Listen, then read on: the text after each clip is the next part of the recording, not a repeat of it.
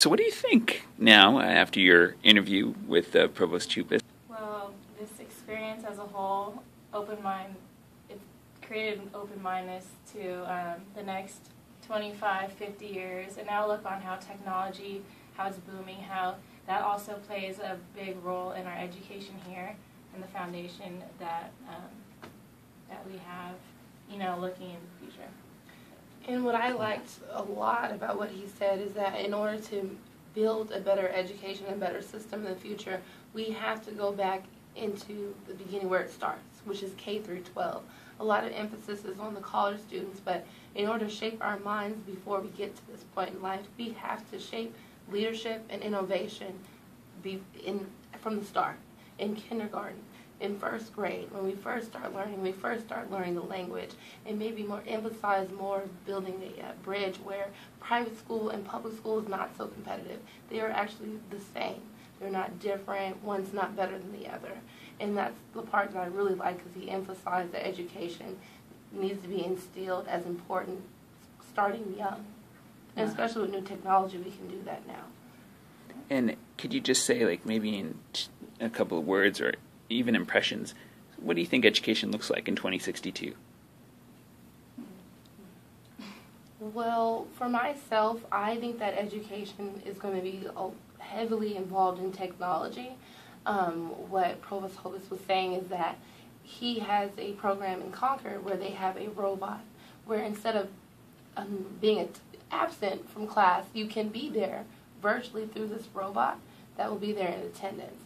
So maybe we'll have professors that can actually be in the classroom but as a robot, and that'd be something that's normal and seen as a innovation that has taken its peak into education. A knowledge-based education to one that's got to be based on creativity, where because knowledge is at your fingertips, but knowledge is changing at the speed of light. So education should be based on innovation and creativity. That's what future employers and governments are looking for, not somebody if you can recite facts and figures, because you can pull those off your phone. They'll want to know whether or not you can come up with an idea, how creative you are, how well you can solve problems, how well you can work in teams, how well you can communicate, how well you can do research. That's what these things give you, is the ability to do research. Now that you have it in your hand, how well can you use it?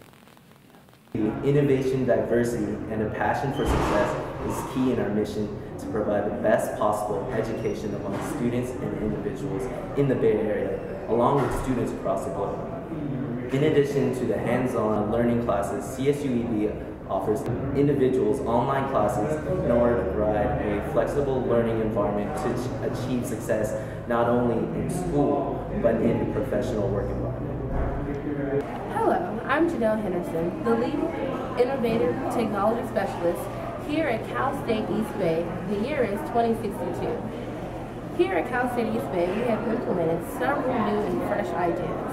For one, we have now had a peaking enrollment of 20,000 students. It was estimated in 2013 that we'd be able to accommodate these students by incorporating more online classes. The online classes are now customized for each student's individual learning needs. For instance, if a student is struggling in math, they will be able to have tutoring links and other sorts of implemented ideas to further help them in their career here at Cal State East Bay. Hey, so here at Cal State East Bay, we really value learning, and we definitely appreciate our 20,000 new enrolled students. What we do is we make sure that in case any student is absent, they have a robot student ready and available to them. What they do is they call in ahead of time. The robot is mechanically moved, where it can actually physically come into the classroom for them. They'll be able to interact, they'll be able to answer questions. When the professor has a personal question that he would like the students to answer, the robot can then thus raise their hand as if they're actually there. And here in 2062, we really value the interaction of our students to professors.